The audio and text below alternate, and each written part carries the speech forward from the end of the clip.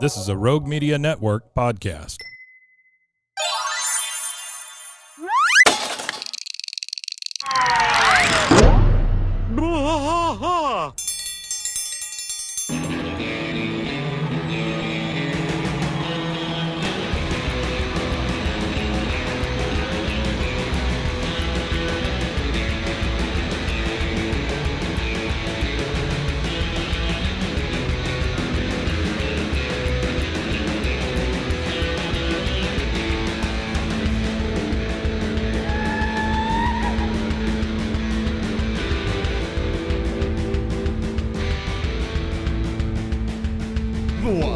Fight all through the night, deep in the heart of Texas.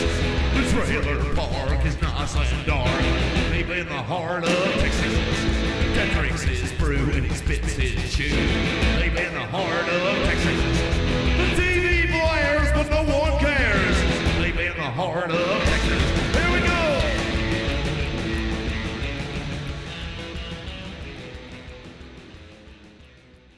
Hey, everybody. Welcome to Boa, King of the Hill podcast. I'm Mike. And I'm Rusty. He is Rusty. This is Squishmallow. Squishmallow. Jordan.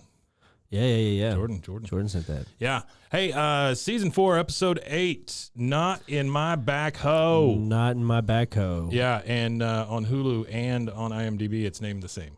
Okay, so they got it right nice. this time. Yeah, that's nice. Yeah. That's becoming a theme for us here. The It has. inconsistencies on Hulu, and Yeah. I wonder if there's like a person who's doing that just said, I'm going to take creative liberty with this and just put whatever I want. Maybe. Or they were just looking at the sheet too fast while they were typing, and they're like, oh, okay, that's What I'm that's close thinking is enough. maybe it's a difference between like script and on air or something like that, you know? Yeah, probably. All right, so, by the way, let me tell you guys, if you could, go to patreon.com/boa, B-W-A-A-A. Please. Just check it out. There's not much there right now, but there is a $3 tier where you can just support us, and if you feel so inclined, we'd sure appreciate it. Yeah. That's the hard sell. Go do that right there. Yeah, do that for us. That would be cool. And there's going to be new content and stuff like that we're going to put there as we develop and figure out what kind of stuff we're going to put. All the notes, all the extra stuff that we do. And eventually, once we have communicated it well enough and everything's communicated, we're going to slowly start taking down back catalog off of Spotify and everywhere and putting it to Patreon so that in order to get access to that, you've got to open the door. I have this big itchy patch on my hand, and I don't know where it came from. Like, it's just itchy. I've been putting cortisone. Did you and put stuff calamine like that. on it? Maybe? I hadn't put calamine on it. Maybe I need to cut the oxygen off. Or huh? Is it like a bug sting or something? You should get like some tobacco and spit on it and then put it on there. That sounds like a lot to do. You never had that as a kid? Like an old person do that to you? I think I peed on a jellyfish sting one time. I got a bee sting one time, and I watched my dad. He smoked cigarettes at the time. He I've broke heard his of it. cigarette in Yeah. half, spit on the cigarette tobacco, and put it on my hand. Yeah. And I'm like, "What are you doing?" Yeah. And he said, "Oh, it'll suck the poison out." I don't know about sucking the poison out, but it sure definitely. I think what it does is cut the oxygen off from these things, and that's what helps them feed. Yeah, I don't know. It hadn't spread or anything. It's just like hell. I don't know. Anybody got any home remedies? Let me know. All right. So season 4, episode 8, Not in My Backhoe. We start no bell, no yell. And it's a weird opening because basically we've got a backhoe coming from one end of the alley and a big truck carrying a septic tank coming from the other end of the alley. You don't really know what's happening when it first starts because they're going right at each other like playing chicken. And so we see that, and then we realize that the guys are driving them. In the truck with the sewage tank on it is Bill and Dale. In the backhoe is Hank and Boomhauer. They're honking at each other, and then finally they screech at a stop. Hank's like, yeah, and everybody's just so happy and all that stuff. Bill jumps out and goes, Dale won just by a hair. I don't know what they were racing at. Like, I'm not sure where the race was either. There was no apparent race. I guess he got closer, but I don't know. Anyway, they all get out and they're all cheering and laughing. Dale says, she is power, enormous yellow power. And Hank says, I feel like my whole life's been leading to this day, so let's see how you guys did. And Bill, imagine the highlight of your life being digging up a hole for a septic tank. That's right. Well, I think it's just a big machinery. I think they just love the big machinery. I really like trains. Do you? Yeah, I love trains. Okay, really love Turtle trains. Boy. Turtle Boy, yeah. I like trains. turtles. Yeah. No, I really like trains, yeah. I had when my son was real small, we had his birthday party. And he's got his birthday is in July. Yeah. And so it's tough to get school friends there because most of them are out on vacation and things like that, right? So he had one kid show up to this birthday party. It was at Doc and Lottie's. I don't know if you remember Doc and Lottie's. I remember Doc and Lottie's. That was out off of Franklin, right? Yeah, it was right there on. No, it was right there on 35, where ITT was. And I know what you're talking some about. Some other for-profit school. Yeah. They'll teach you how to drive a diesel. And so anyway, we were having this, and this kid comes over to me. He's holding his Dr. Pepper, mind you. Well, maybe there were two kids, but anyway, one of the only kids that showed up.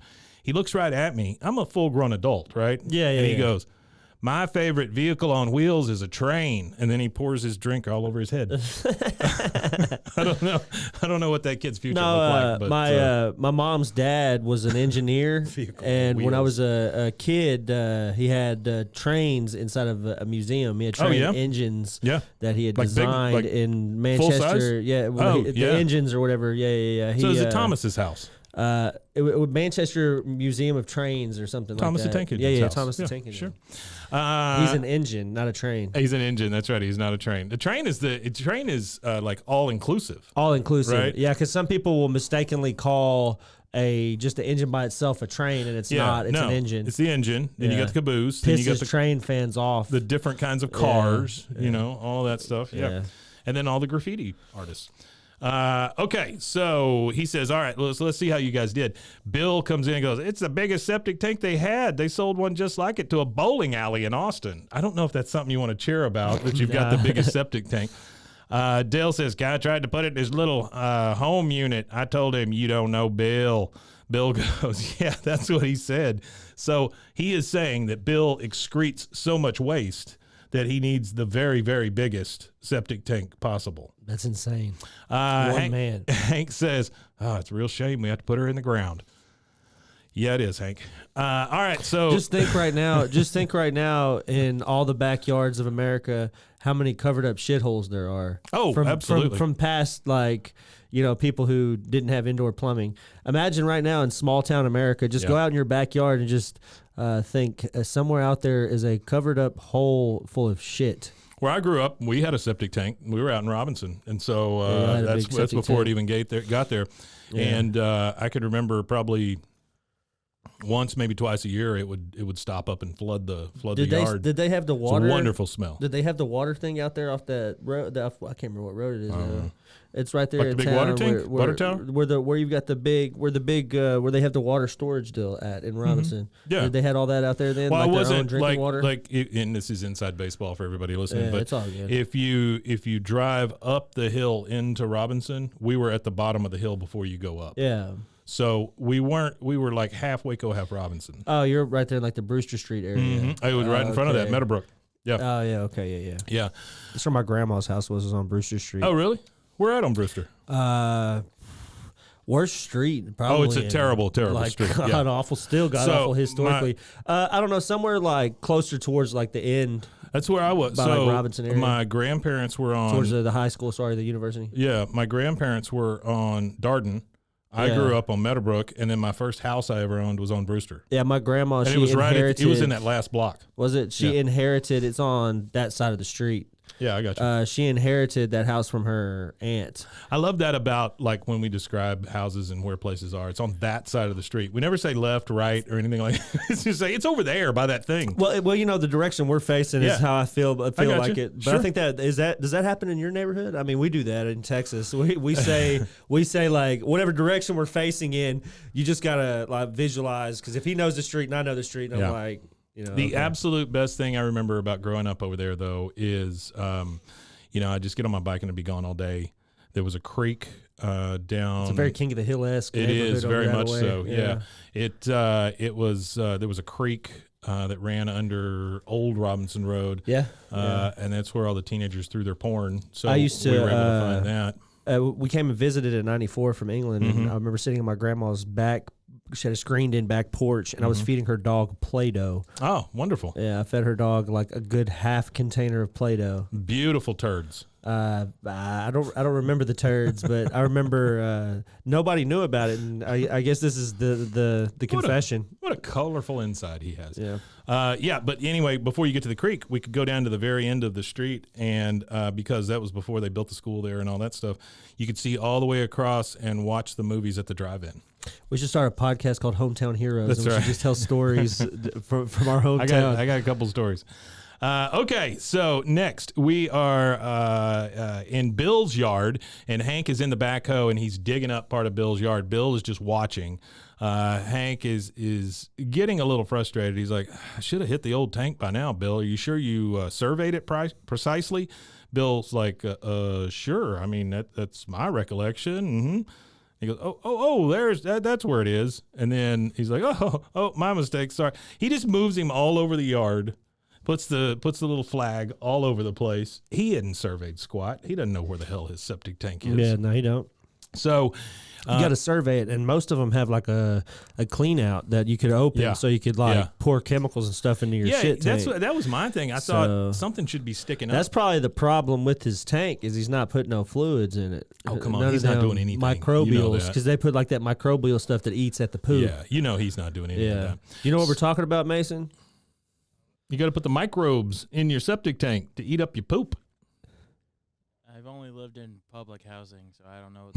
Okay, there you go. Okay. He knows what a bathtub toilet is, though. I know what a septic tank is. I've just never had the need for one. Also, I'm just confused on why you need one in a suburb. Because the plumbing was not there yet, basically. So, like, there's a lot of suburbs that were like that back in the day. It's not so many anymore, but there was a ton of them back then. Where we lived, the original pipes coming in were clay pipes. And so they would break all the time, and trees would grow into them, and all kinds of. We had all kinds of trouble with stupid sewage and things. Okay, so they're out there digging around. Time moves very slowly out there, but he's digging all these different holes. And Bill says, "Well, maybe the tank's in the front. I don't know." And Hank's like, "Oh God, you just killed your whole back lawn, a perfectly innocent lawn." Bill says, "Okay, big shot. Where's your tank?" He goes, "Side lawn, 8 feet out, 5-7 inches from the pavement." I mean, he's just like boom, boom, boom, boom, boom. I know exactly where my tank is. 9 feet 7 inches from the pavement. Bill's like, side lawn. Mine's on the side lawn too. Okay, Bill, that's enough. You see Bill putting the stake in the ground one more time, and Hank says, "Bill, you can't just mark where you think it might be. That's not real marking." Bill's like, "Well, the flag is in." Dale comes around the corner in the backhoe, and he goes, "I am the hoe master. Hear me hoe." Hank, of course, is terrified. "Dale, no. We hear some screaming, and then, of course, Dale hits the house with the freaking backhoe. Knocks a big hole in the side of the house. Dale says, "Hank, you were right about it being complicated, but wrong to make me want to try it so badly." Blaming it on Hank, That's right. So Hank just kind of walks off in a huff. Bill's like, "Hey, where are you going?" He goes, "To buy the L pipes for your septic tank." Dale, road trip. Dale, of course, road trip. Hank says, "You're staying here." Bill's, "Can I come?" "No, I'll stay in the truck." And then Hank just drives off. He goes, "Oh, he was right. I never would have stayed in the truck." Yeah, he knows, and he knows. Yeah, that's a good joke. That's why you're there. All right, now we transition over to the Megalo Mart. And Hank is in the pipe, the plumbing section, I presume, talking to a poor kid and a guy in a red vest. God, those give me some memories. I haven't worked at Sears wearing those damn red vests. Sears red vests. Oh my God, I hated those vests. Hank were they itchy? Were they made out of wool or No, something? they weren't. It was like you know when they put people on the short bus and they take them places. You mean special needs kids to school? Not to school necessarily, but maybe like everybody to goes to the bowling alley or something like that. Finger painting at the museum or It's something. kind of the way you feel. Like you're like, well, why am I the dork in the red vest? You know, hanging out. You know what I'm saying? Yeah. I see what you're saying. Maybe it was a bad analogy, but I'm just saying it's. No, I totally understand. What It you're made saying. you just stick out. You know, it was just look at me, I'm the dork in a red vest, and there was no function to the vest. None. There was no function. It just said Sears on it. So I mean, it could have been. Well, that's where it's like the Walmart greeter wears the yellow vest instead of the blue one. Well, you could have so we know it's the greeter. You could have achieved the same thing with just a name tag. It would have been fine. You know, it's not like on the back of it. Like at least at Walmart on the back it says "How can I help you?" or whatever. You know, on these it was just red. It was just red. But then again, Walmart's in business and Sears is gone. All right, so we're at the Megalo Mart. Hank is in the plumbing department. He goes, "No, that's a straight pipe. I'm looking for an L pipe," and he's holding the pipe up. The guy, this is the stupidest argument ever. The guy in the red vest goes, "L's are straight." He goes, "Okay, lowercase maybe, but okay, fine. I'm looking for a capital L pipe." Oh my gosh, bends at a right angle. That's the problem. See, that's one of the things I hate is when you go to AutoZone and you go and you ask for, "Oh, let me get a car part," and they're like, well, let me look on the computer. Yeah. And then they pull up, and then you got to sit there and, like, you can't just say, because some people are good, and you can tell at AutoZone who knows about cars and who doesn't. But some people, they have to literally ask you every single tiny. I'm like, you can't just, like, there's a base model for everything, and that's what I drive the base model. When I go to Home Depot or Lowe's, I feel bad for the folks that work there because there's two kinds of folks that work there, right?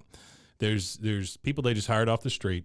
Like for this sure. guy who doesn't know that pipes bend. Doesn't know a damn thing. Yeah. And then there's the older folks that you see in there, and they're usually working there because that store put them out of business. You know what I mean? Yeah. That's funny. And it's like at the Megalo Mart. I mean, that's what we see later on. You know, it's like Walmart comes in and just kills these small towns. Yeah. Okay. So he goes, "Yeah, lowercase maybe, but I'm looking for a capital L pipe. It bends at a right angle." The guy just stares at him blankly and goes, "Pipes don't bend. All pipes are straight." Okay, all pipes are straight. He goes, all pipes can't be straight. If they were, your department store wouldn't be selling those U pipes behind your shoulder. They both look back at the U pipes. He goes, "Those aren't pipes." He's just, and then at that point, we start overhearing another argument that's being held right next to them with another guy who looks suspiciously like Hank. He just wears a button-up shirt instead. Cleveland rocks. Yeah, Mr. Drew Carey. Hey, go back and watch Drew Carey. It's a great show. It's on the Internet Archive for anybody that wants it. Type in Drew Carey like complete series or whatever. It'll pull it up. But not only is it a great show, I just don't understand why it didn't and that show was just, it should have went way longer. Well, it was on for what, like 5 seasons or something like that? Yeah, I think it was on for it was on for a good while. 3 to 5 seasons, I guess. And then Drew, I mean, you can't really cry for Drew Carey. I mean, getting the prices right. I mean, that's a pretty good gig. It's a pretty good gig. I don't really like him in that position. I prefer. They need to keep that. No, they need to keep that.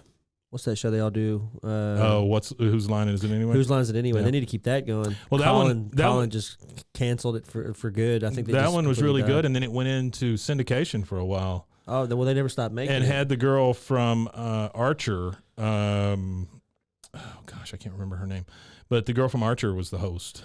Oh, okay. Yeah, she's pretty funny. Yeah. Oh, she's on Ghost Whisperer also as like the best friend. Oh, and I can't remember. Yeah. Hey, Mason, Ghost do you know her Whisperer, name? Ghost The girl that hosted Whose Line Is It Anyway? I've never even seen that show. Oh, okay. All right. Best friend on Ghost Whisperer. That's who hosted it. All right. And so we start overhearing this other argument by another guy with a flat top that kind of looks a lot like Hank, maybe just a tiny bit taller, and he's wearing different clothes. But basically, they're having the same argument. You hear from Hank, "You're supposed to be," and then you hear from the other guy, "There's more than one size." And then you hear from Hank, "A plumbing associate." And then you hear from the other guy, "They're different size holes, and you don't know what a pipe is." And then the two of them lock eyes.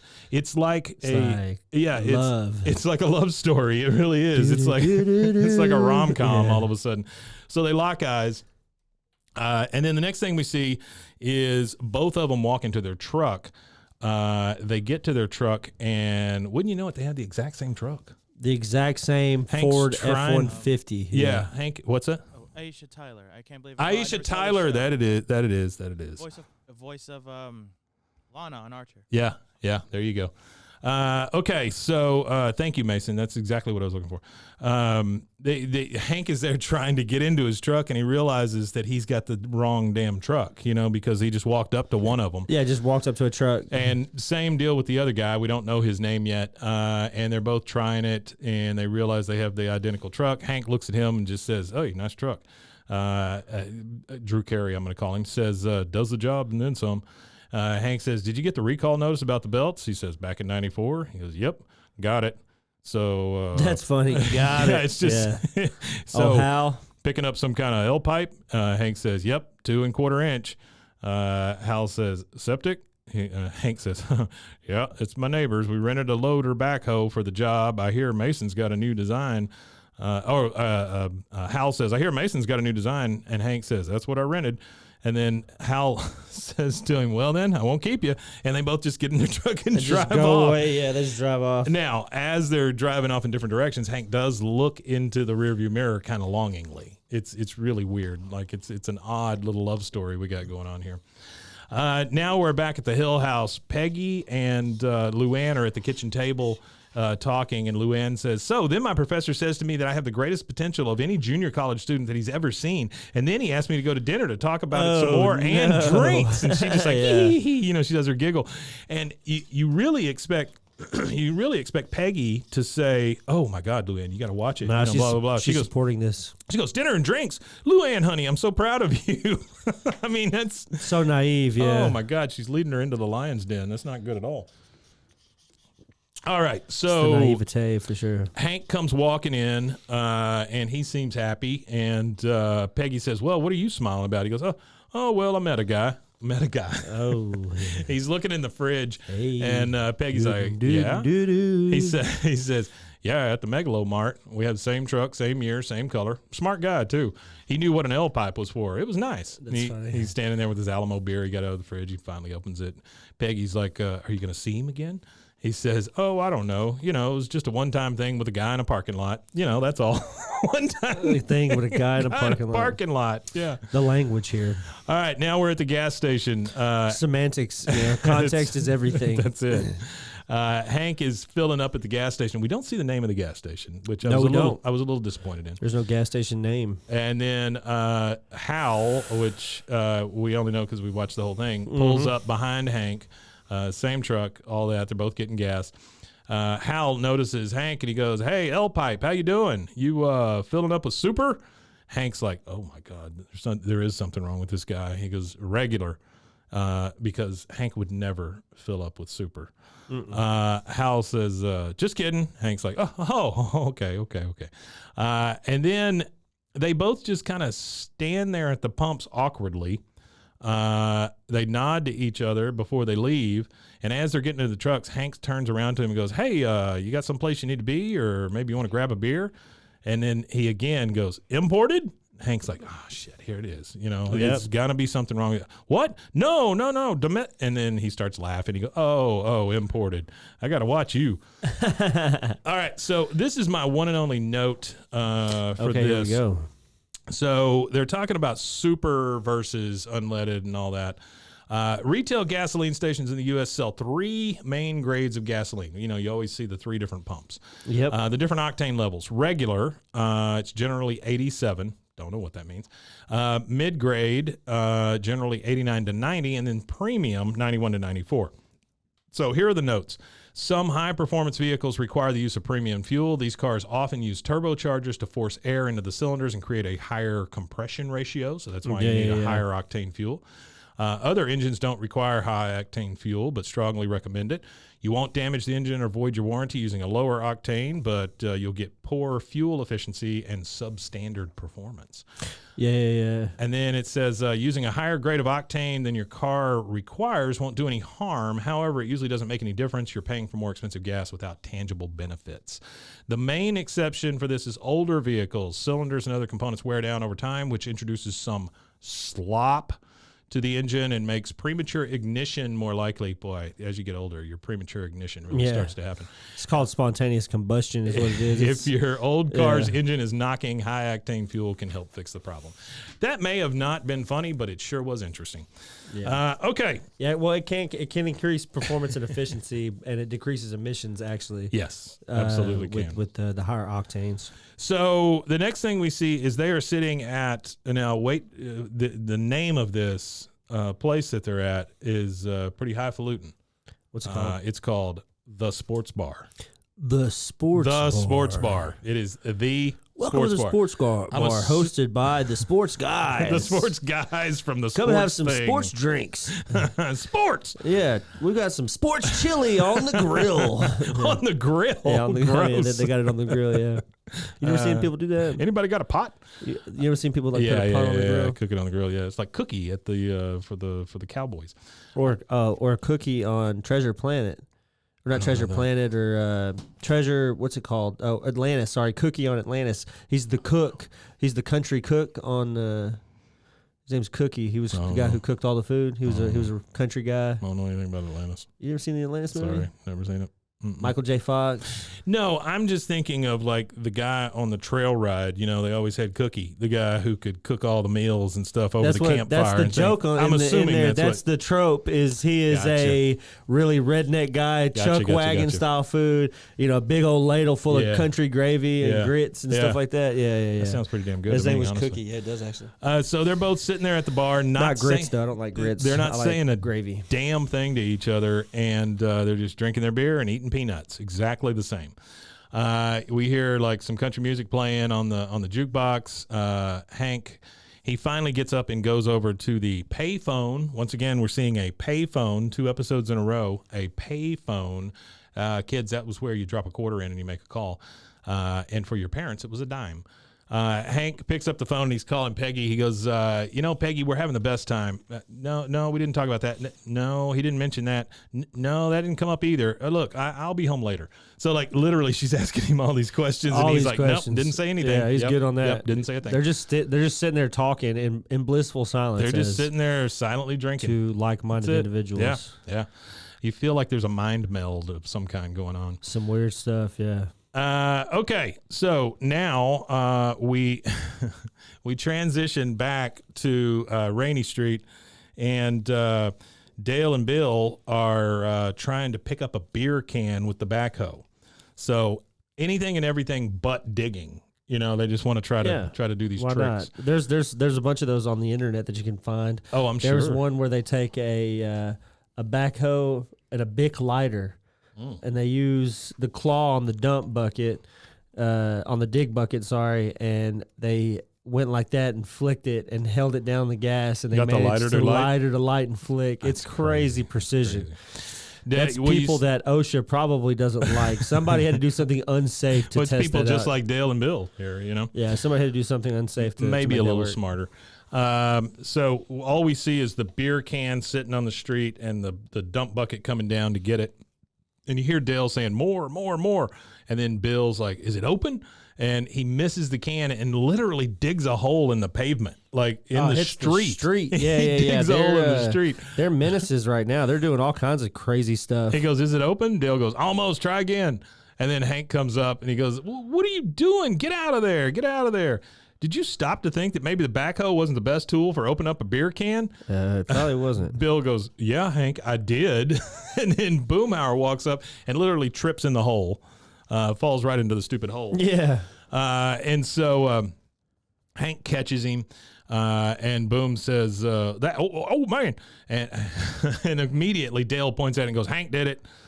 God damn, Dale. Yeah, he's a terrible friend. He really terrible. is. Hank says, what would you guys think if someone had a beer with us out here?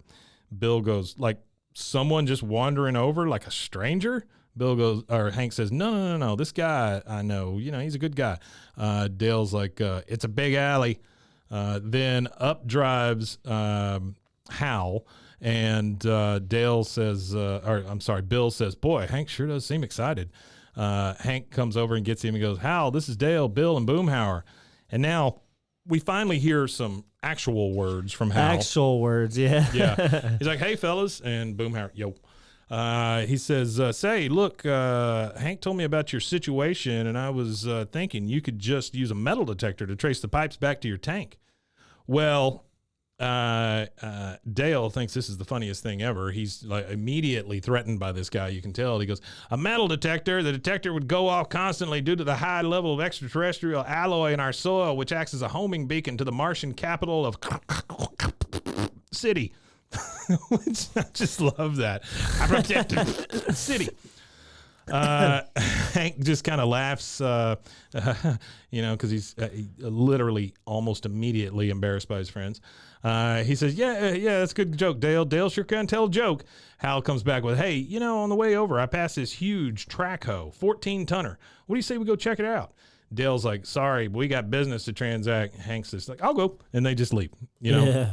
So later we see all the guys standing in the alley. They got nothing else to do but just stand there, drink, and wait on Hank to come back. That's it. They're counting down the minutes and the hours until it's their like there's leader a comes gear back. and a watch missing or It's something. like he's their fierce leader or something. Oh, Yeah. he is definitely their fierce leader. We'll take you to our leader. City. From the city. We hear Bill, everybody's looking at their watches. He goes, Hank's going to come back now. Dale goes, nope. He goes, now. Nope. This dang old pathetic, man. Don't we get better things to do sitting around and dang old talking about later? And he just walks off. He's pissed. So Boomhauer's pissed. Bill says, I'm surprised Boomhauer stayed as long as he did. And that is our first commercial break. So we will take it, and we'll be right back. Well, let me tell you, Rusty, eating healthy used to be a struggle for me, but that was before I discovered the BlendJet 2 portable blender. The BlendJet 2. Now when fast food temptation strikes, I just blend up a delicious and nutritious protein shaker smoothie. They gave us a whole bunch of those little packages that came with the blender. Yeah. And there's some really good flavors in there. I mean, there's some like that matcha thing. The green matcha? Yeah, those are pretty damn good. BlendJet 2 is portable, so you can blend up smoothies at work, a protein shake at the gym, or even a margarita on the beach. It's small enough to fit in a cup holder, but powerful enough to blast through ingredients like ice and frozen fruit with ease. Maybe a human thumb. Don't put your thumb in it. BlendJet 2 is whisper quiet, so you can make your morning smoothie without waking up the whole house. Lasts for 15 plus blends and recharges quickly via USB-C, which has saved us all. There's nothing worse than turning that USB thing over and over and over and over, and then finally finding how it plugs in. Oh, yeah. I don't like that USB-C either. saved Yes. us all. USB-C saved us all. Best of all, BlendJet 2 cleans itself. Just blend water with a drop of soap, and you're good to go. There's 30 plus colors and patterns to choose from. There's a BlendJet 2 to complement just about any style. We have a pink one? Lavender. Pink one. I think ours is lavender. Mine is the Toy Story Aliens. Oh, It's yeah? like the Pizza Planet one. Ooh, Yeah. that one. Yeah. Yeah, they've got some really cool colors, but I Yeah. really like the patterns. I know one of the people here got one that looks like Woody the Sheriff. Is there a code with them? There is a code. What are you waiting for? Go to blendjet.com and grab yours today. Glab it today. Glibbity glob. And when you do glab it, make sure you use the promo code BWAAA12. That's to get 12% off your order and free 2-day shipping. No other portable blender on the market comes close to the quality, power, and innovation of the BlendJet 2. They guarantee you'll love it or your money back. Blend anytime, anywhere with the BlendJet 2 portable blender. Go to blendjet.com and use the code BWAAA12 to get 12% off your order and free 2-day shipping. Shop today and get the best deal ever. BlendJet 2, formerly known as BlendJet. Hey, everyone. It's me, your puzzle-loving pal. Did you know I was a puzzle-loving pal? I didn't know you were a puzzle-loving pal. I got to tell you about my latest obsession. It's Wongo puzzles. These things are the real deal. They are high quality, handcrafted, and perfect for anyone who loves a good challenge but doesn't want to dedicate their entire kitchen table to puzzles for a week. Trust me, I have been there. I will tell you this, my parents, they're very old and decrepit, and they do puzzles all the damn time. Yeah. Like there's always a table that What has else are like you an gonna do, unfinished right? puzzle. Yeah, it's either that or I don't know. Die. Feel your bones. So these puzzles, these Wongo puzzles, they are 100% wooden. They'll last forever. Each piece is hand drawn. just think about that for a second. Each piece is hand-drawn, so no two pieces are the same, and you'll discover some fun whimsy pieces as you work through it. Whimsy. They come in a custom wooden box, which is perfect for storage and gifting. You know, before we started doing this, I didn't realize how many people I know already have these Wongo puzzles. I mean, they're apparently pretty. You can't go wherever Juan go. With stunning designs and unique shapes, Wongo puzzles are a cut above the rest. I loved doing the snow globe puzzle myself. It was great to pull out a puzzle and be done in a night and not have it on the table for a week. So what are you waiting for? Let's go to Wongo Puzzles, WONGO puzzles.com, and pick a puzzle today. And be sure to use the promo code BWAAA for 10% off your order. It's the most fun you'll have with a puzzle, guaranteed, or your money back. Go to WONGO puzzles.com and use your code BWAAA to get 10% off your order and get puzzling right now. And we are back from that wonderful commercial announcement. So now it's nighttime, and we see Hal drive Hank back up to his house. And, of course, they have the loveliest of parting words. Hank says, all right, then. Hal goes, yep. And that's literally it. He gets out of the truck drives off, and Hank kind of looks over, and he sees people in the dark, pulls out a little flashlight he's got on his keychain, shines it at them. And you hear both of them just, because it's almost like they're possums in the friggin' alley, waiting. Hank's like, what are you guys doing? Dale says, oh, so you care what we're doing, do you? And then Bill says he doesn't care. Dale says, you said you'd be back in a minute. We waited a minute. Then we waited another. Bill chimes in with, and then after about 1,000,000 minutes, I forgot why I was counting. Hank said, well, what's the big deal? You don't get upset when I come home late from work. Dale says, 1, we get very upset when you come home from work late, and 2, you were out with him. Bill says, Bill says, didn't you think Peggy might be worried about you being gone so long? Hank says, I called her. Bill says, yeah, well, and then Hank just turns off the flashlight and goes inside, and Dale states the problem. He says, we're being phased out. Bill just says, out. It's rough, man.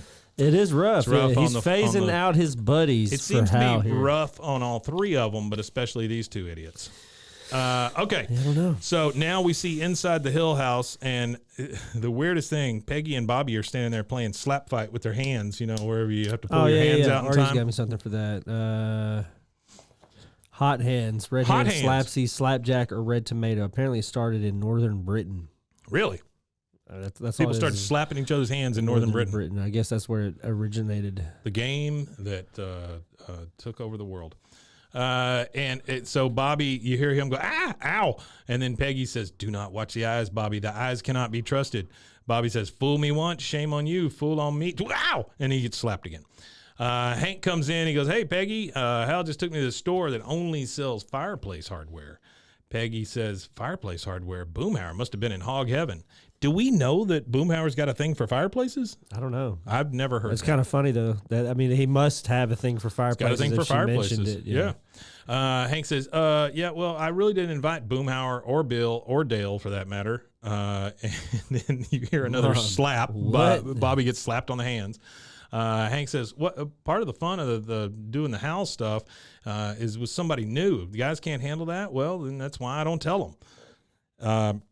And he's kind of right. I mean, what's their big beef? What's the big beef with it? Yeah, like he's allowed to have other friends.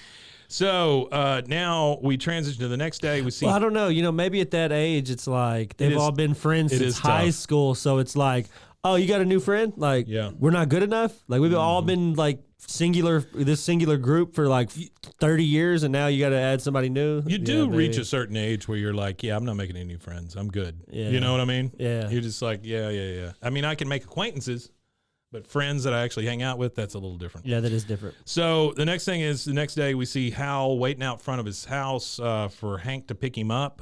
He's kind of checking his watch. Hank pulls up, Hal. And Hal gets in. Of course, he puts his seatbelt on. They drive off.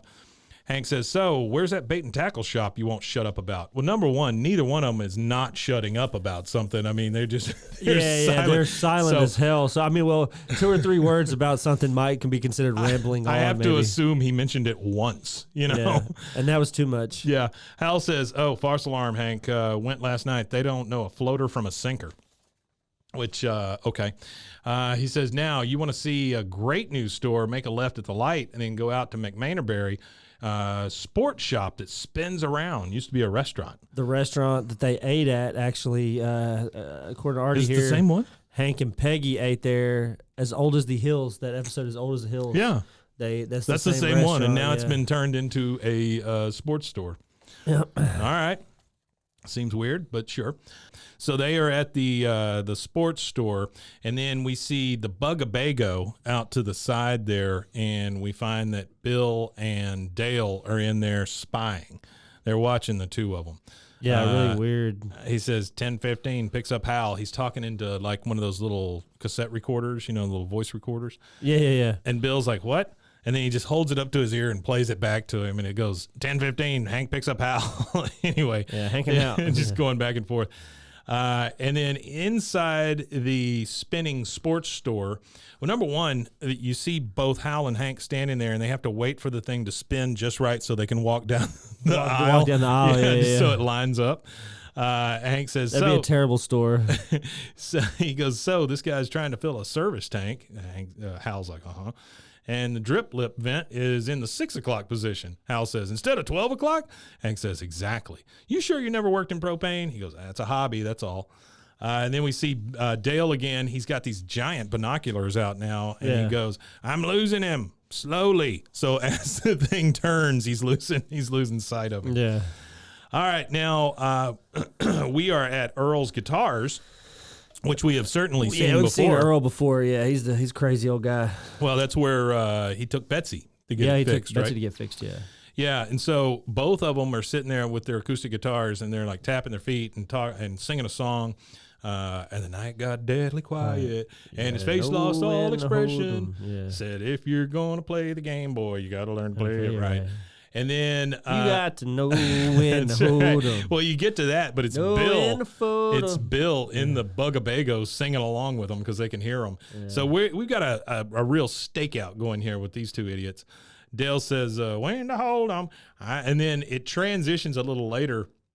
I was a highwayman along the coach roads I did ride. They're both singing the Highwayman song, and they don't realize that Hank and Hal leave. They don't even notice it. And so now we are we're back at the Hill neighborhood, and both of them pull up in the Bugabago into Dale's driveway, and they see the backhoe working over the fence, and they're both immediately kind of pissed. Bill's like, hey, what's that? There, over there. Dale's like, hey. And then they run over to see what's going on, and they see Hank and Hal come up to him, and Hal says, Bill. They don't speak. They're obviously pissed. Super pissed. Hank says, Dale, Bill. They still don't speak. And then Hal says, boy, I tell you, your tank's as big as a school bus. Laid in pretty nicely all the same. Bill says, all I see is trespassing. And then Hank and Hal's like, Hank, Hal. And then he just leaves. Dale says, that was our project. Hank says, you should be thanking me. Hal worked that backhoe as fast, so we're going to save a couple days on the rental. Yep. Which, I mean, that makes sense, right? You rented the thing. You're going to save a couple days because he worked it really fast. Save a couple bucks. Yeah. Bill says, yeah, with that money you save, you can buy your friend a dozen roses. And Dale, of course, types in, now you're buying him roses? That's it, Hank. It's us or him. Hank says, you can't make me choose. Bill says, us or him. He goes, all right, him. Bill, taken back a little bit, goes, him means Hal, you know. That's the way we phrase the question. And Hank just leaves. Bill says, you think we went wrong making him choose? Dale says, where we went wrong is not staying with that backhoe. Whoever controls the backhoe controls Hank. Bill's like, you think? He goes, yes, I do think. As long as we're, for lack of a better word, incompetent with the backhoe, we will be Hankless. Bill says, I know a place where we can practice. The Army's got an old minefield that no one ever goes out to. Wow, that is a bad idea, Bill. Dale says, don't be insane, Bill. We'll never get past security. Not that we might blow up. We just won't get past security. Yeah. But knowing them, if they would have got on that minefield, that would have been the last of those That's the last time you ever saw them. They're the most incompetent of the bunch. Dale says, but I know an abandoned pet cemetery. Abandoned pet cemetery, which is the craziest phrase. Wow. I know an abandoned pet cemetery with our names on it. That's wild. Next thing we see, we're at the pet cemetery. They've got the backhoe out there. Pet cemeteries are wild just to think of as a concept period it's for insanity. me, too. Yeah. My backyard is a pet cemetery. That's exactly right. And so we see them both out there. Bill is digging with the backhoe. Dale says, nice hole, Bill. He goes, thank you. May I? And then he says, please. And he lets him drive it. He goes, Nichols says I can pick that dandelion over there and bring it back here, blow on it, and make a wish. Well, bullshit. We know you can't do that. You couldn't get anywhere near the can. Bill is like, come on. And then they're both just like cheering each other on. Come on, honey pie. Come on, baby. Come on, sweetie. Come on, baby. And then finally Dale says, Bill, shift your weight. Lean forward, because he's trying to reach that thing. He says, all right. And then the next thing we see is the backhoe topples over and falls into the giant hole that they've dug, right? And then Bill says, maybe we could hold on to that tree branch and swing out of the hole like a monkey in the jungle. He grabs onto a tree branch. The branch breaks off, and the thing falls even further down. And that takes us to our second commercial break. We will take that, and we'll be right back. Hey, Rusty, did you know that you could be putting oil and chemicals in your coffee? I didn't know that. I mean, I love coffee creamer, but I don't think I've ever turned a bottle around to actually see what's inside. You know, recently I did, and I found out many of my favorite creamers, like especially the one my wife used to use, they contain ingredients I would never intentionally add to my coffee cup, like canola oil, dipotassium phosphate, whatever that is. Terrible. Artificial flavors. I can't take artificial flavors a lot of the time. Yeah, you know, I'm good on any flavoring. They taste gross. I don't like flavors in my coffee. I like the earth and flavor of coffee. I mean, I love coffee. Don't get me wrong. I do love it. I just I don't like all that crap in my coffee, right? Yeah, no, who does that? So let me tell you about Laird Superfoods then.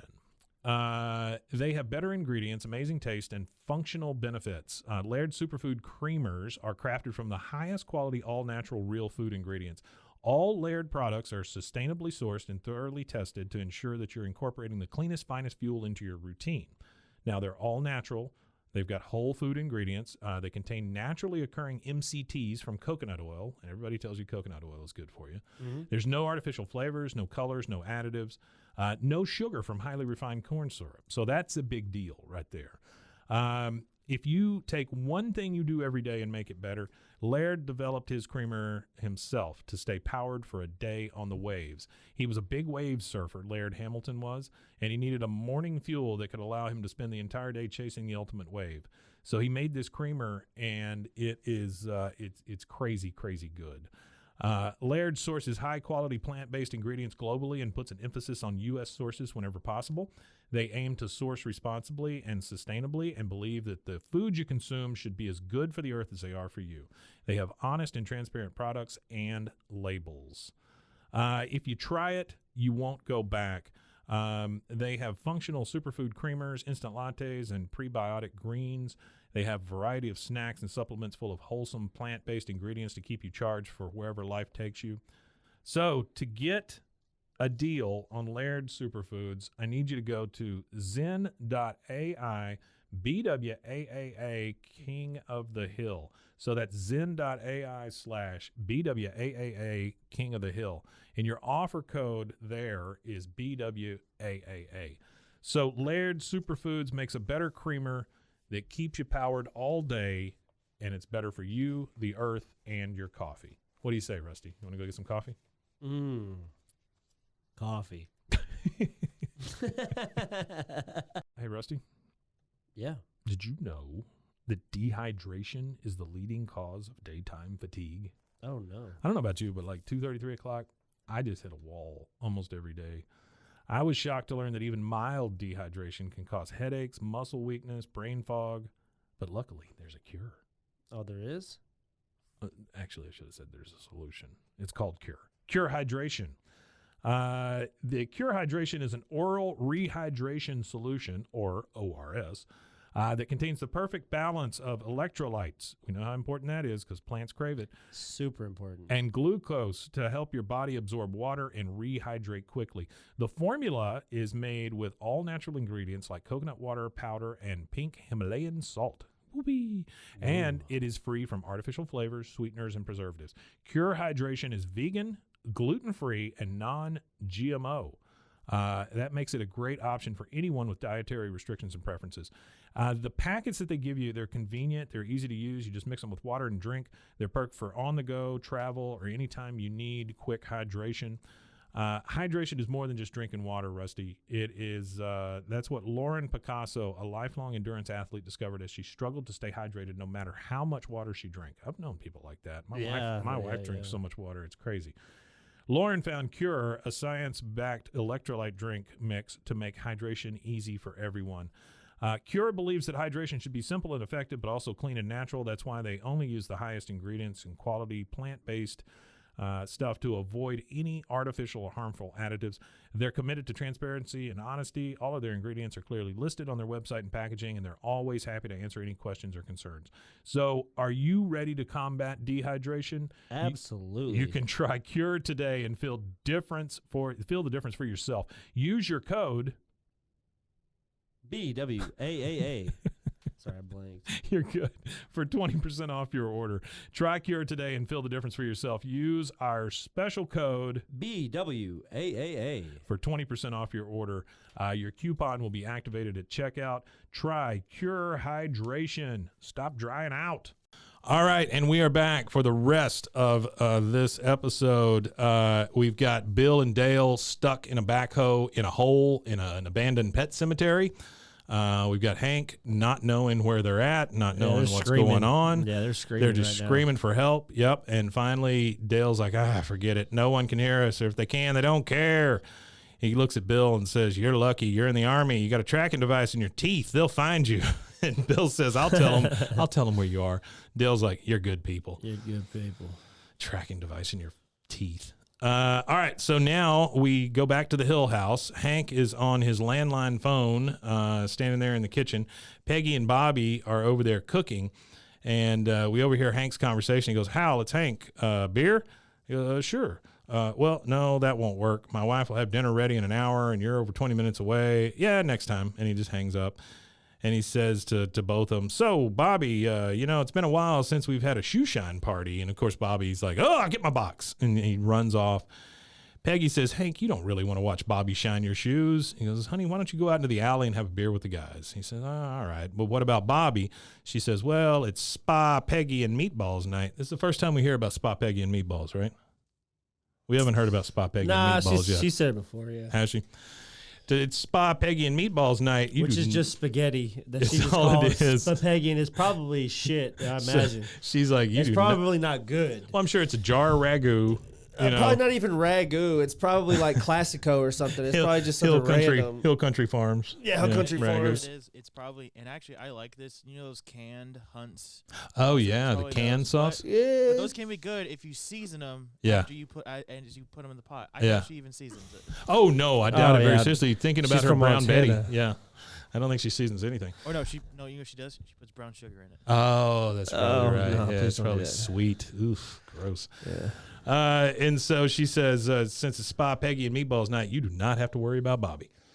So next thing we see Hank going out to the alley, and we very rarely see this. He's carrying a six-pack. Yep. We don't see him carry around beer very often. He's out there looking for the guys. Boomhauer walks up, and he goes, Boomhauer? He goes, all right. He just kind of, he's pissed off at him too. We never really see how pissed off Boomhauer is until right now. He goes, Hank says, well, it used to be a lot more lively around here. Yep. So, got any big dates? And this is when Boomhauer snaps at the most unlikely time. He says, man, they don't leave me alone, man. I'm talking about them questions, man. All them question, man. Nothing like dang old mother and mine. Boomhauer, when you going to get married? Make me a grandmother. No, they don't, man. And just walks off. He just walks off pissed. He has this explosion of mumbling and just walks off. All right, now we go to the pet cemetery at night. This is a funny ass joke. There too. is a red-eyed, beady rat looking down at him. Bill, they are. I'm assuming it's gotten cold. because they're spooning in the cab of the backhoe. Bill is the small spoon and Dale is the big spoon. And Dale says, "An exterminator in a pet cemetery. I have many enemies here." And Bill's just sobbing. I mean, he's just literally sobbing. Okay. Now we transition to Hal and Hank in what looks like a park. And they've got both their trucks there, and they're standing behind the trucks, and they're just drinking beer like Hank does in the alley. And I'm assuming it's because this is like halfway from where Hal lives and halfway where Hank lives. Yeah. So they're kind of meeting in the middle. Which is funny. Hal says, took me 17 minutes to get here. Hank says, took me 18. Maybe tomorrow we can meet, I don't know, that Exxon over there. That ought to even things out. Okay, who cares, Hank? That's funny. Hal says, "Oh, man, I don't know. I only get a 45-minute lunch hour." That's a weird That's thing funny, to say. Yeah. Well, no, because you got to think, though, you only get 45 minutes for real because you get 15 minutes to get there and get back. You got to have leeway. Well, I always think this misnomer like that for a lunch hour, which often is only 30 minutes, 45 minutes, whatever. And then you go into a bar and you see happy hour, it'll be like from 3 to 7. Yeah. Well, that's not an hour. That's an way hour. more than an hour. Well, I think it's more of, and you're right, Rusty, but I think it's also more like he probably follows that 15 minutes early is on time thing. Oh, yeah. Yeah. Well, if he's anything like Hank, yeah, absolutely. 15 minutes is on time, so he only goes 45 minutes instead of Yeah. the whole hour. Yeah. I don't doubt that one bit. People And I work with they make an hour into an hour and a half. yeah, 2 hours. exactly. Yeah. He says, I don't know. I only get a 45-minute lunch hour. Let's try getting together tonight. Hank says, I don't know. By the time I get home from Strickland Propane and come down from the day, all the excitement funny, of selling yeah, propane. He goes, let's shoot for next Saturday. Hank says, yeah. Oh, no. Saturday is Bobby's football game, and I love this. yeah. Saturday is Bobby's football game, and he really likes me to watch it with him. Watch it with him because he never gets to play. Yeah. It's not Bobby in a football game. He just wants to watch a football game. So they're both like, okay. And then Hal finally goes, well, I guess that's it then. Hank says, yeah, well, take care of that truck of yours. And then they both just toss the cans in the back of the truck and they leave. That's it. That's it. Hank looks in the rearview mirror because he's got the Gambler playing on his radio. He goes, know when the hood. he just says to himself, I'm going to miss that crazy bastard. Like he was just a Very goofball, just a nut. homoerotic undertones in this one. It's here. ridiculous. All right, we're back at the pet cemetery. We see vultures circling in the hot sun over the hole that the backhoe is in. And then we get Dale saying, we invested all that time and effort in Hank, and he's forsaken us. Bill says, well, everything forsakens me.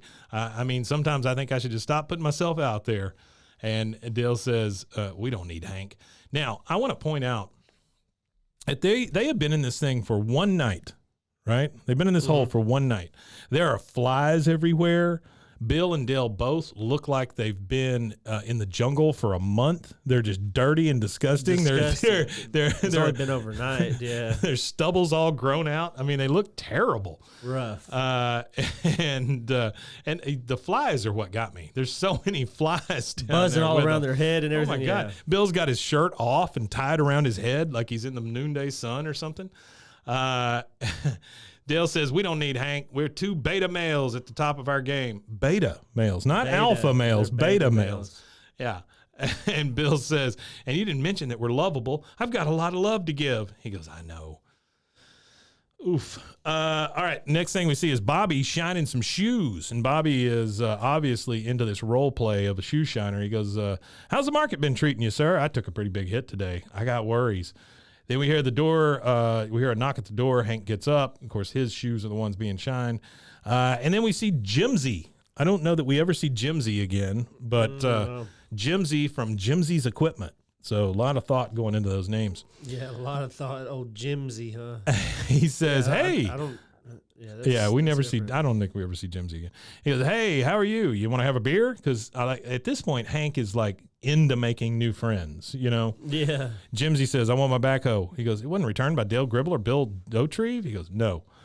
And so now we go back to, or we kind of go into this montage where Hank starts looking for the guys. You know, first thing he does is he goes to Con's house. Con comes and he goes, I saw him drive off in a joyride with backhoe. You mean they missing? And then he calls out the men. He goes, man, hey, man, 2 down, 1 to go, or 2 down, 2 to go. 2 down, 2 to go. That's rough. That's terrible. So now we get kind of a montage, and I had to write my extra notes on the back all about the montage. Okay, here we go. I tend to get Montage ahead of notes. I tend to get ahead of myself. There's your montage. There we go. So he's driving around and looking. He pulls up to a bunch of guys sitting on a fence. They're also drinking beer, kind of in an alley. And he shows a picture of the 2 guys to them. They all just like shake their head. Then he shows a picture of the backhoe, and they all know that it went this way. You know? Yeah, they all They point all point there. in the direction Yeah. that it's going. It's like a Benny Hill montage. And then Hank drives a little more, and he looks at the fence, and then he looks over to the other side and just sees destroyed fence everywhere. So he knows exactly where to go because they drove right through the damn They fence. drove through everything that they weren't supposed to.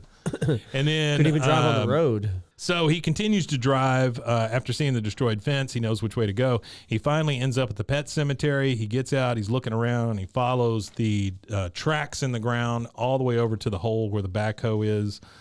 And he just kind of looks down into the backhoe. And we're hearing from Dale. He's talking to Bill down there in the hole. He goes, there's got to be something to eat in that box. Hank just kind of chuckles and he goes, looks like a fun project. And they both just kind of groan and look up. Dale says, it's none of your business. We were just on our lunch break, which is over. So if you don't mind, we'll be getting back to work.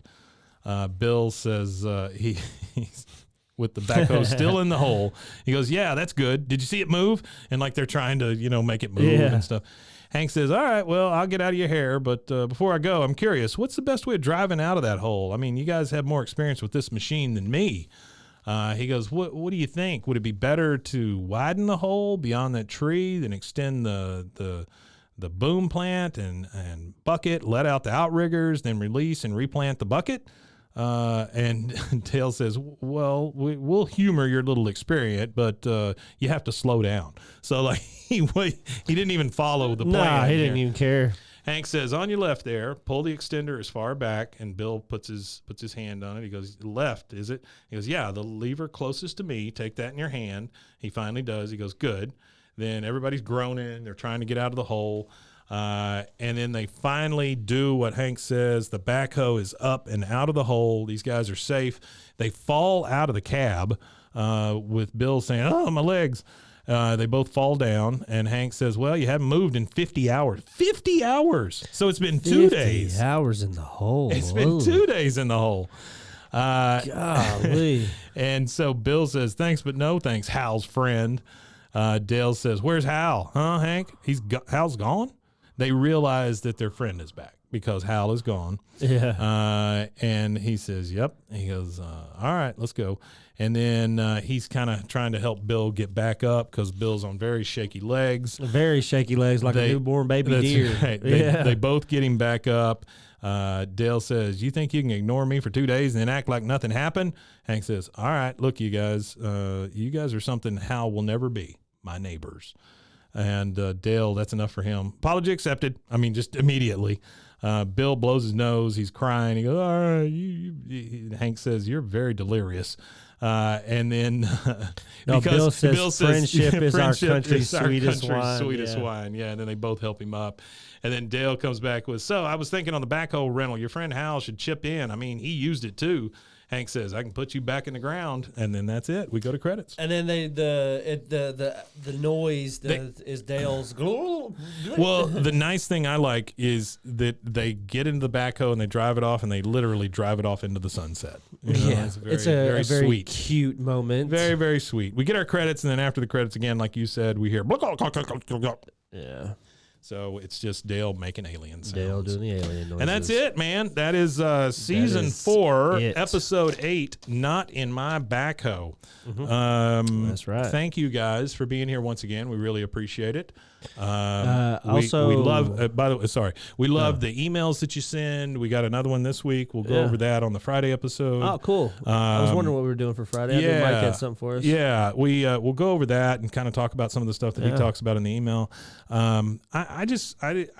literally, I feel like Bill now. I'm going to tear up here, but I love our fans. I love the people that interact with us. It's awesome. Jordan, stuff. you're the best.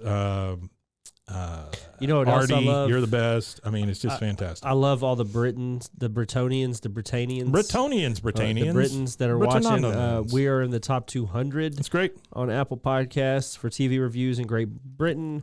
We're in the top 250 in Canada, and we're in the top 100 in the United States Canada's of America. not a real place. So, is Canada a real place? yeah.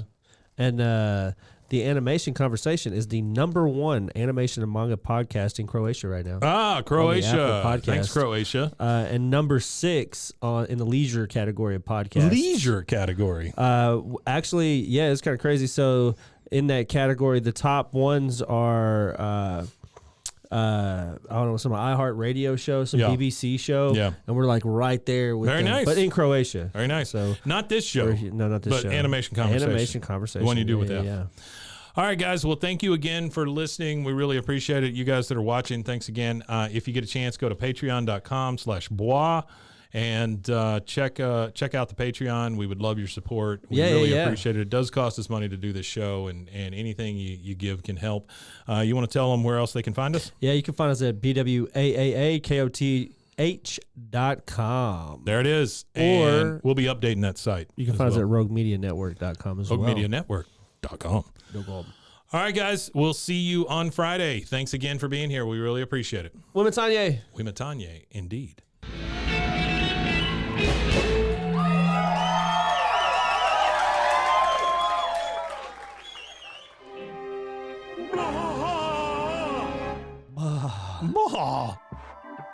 This has been a Rogue Media Network production.